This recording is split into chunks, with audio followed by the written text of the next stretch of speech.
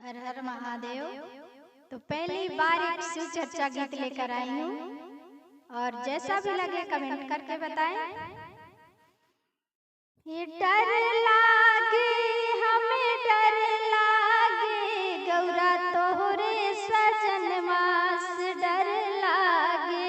गौरा तोहरे सजनवास डर लागे कोठाया टरीन के मन ही न भावे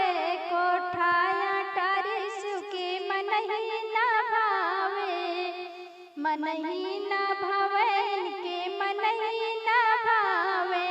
टूटही मड़ैया में मन लागे गौरा तोहरे सजनवास डर लागे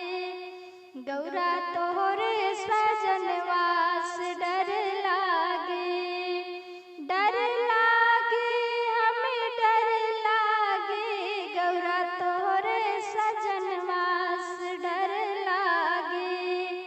पूड़ी मिठाई भोला मन ही न भावे पूड़ी मिठाई भोला मन ही न भावे मन ही न भावे के मन ही न भावे भंगिया दातूरा में मन लागे गौरा तोहरे सजनवास डर लागे गौरा तोहरे सजनवास डर लागे हमें डर लागे गौरा तोहरे सजनवास डर लागे हाथिया घोड़ा शिव के मन ही न भावे मन ही न भावे इनके मन ही न भावे बसहा बैलवा में मन लागे गौरा तोहरे सजनवास डर लागे गौरा तोहरे